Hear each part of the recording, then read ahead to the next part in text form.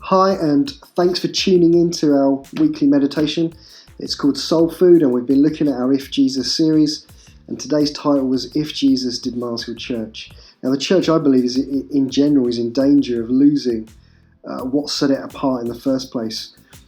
A people overwhelmed by the love of God, who are totally devoted to each other and to Jesus, living in community together and reaching out to a world with the love, power and presence of God.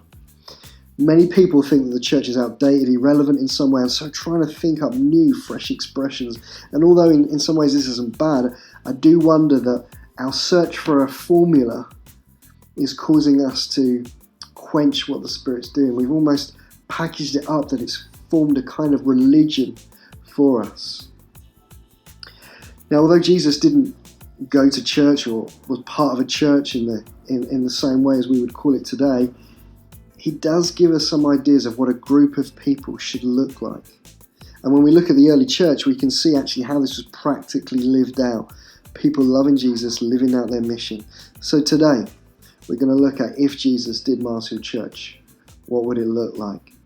So our verse that I want us to think about, pray about, allow the Holy Spirit to speak to us through is Acts 2:42-47.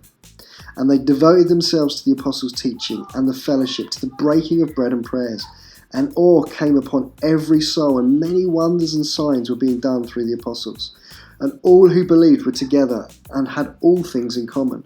They were selling their possessions and belongings and distributing the proceeds to all, as any had need. And day by day attending the temple together and breaking bread in their homes. They received their food with glad and generous hearts, praising God and having favour with all the people.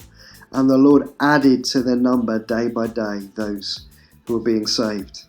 Now, as we think about this verse in the light of our current church context, do our churches look like what we read here?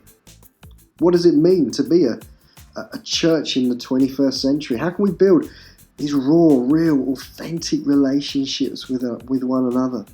What does it mean for us to love Jesus first of all, putting him centre in everything so that we can love each other and the world? And how do we live in this crazy community of different people and through the power of the Holy Spirit reach out into our communities with his supernatural power and love so that others may come and be part of the family too?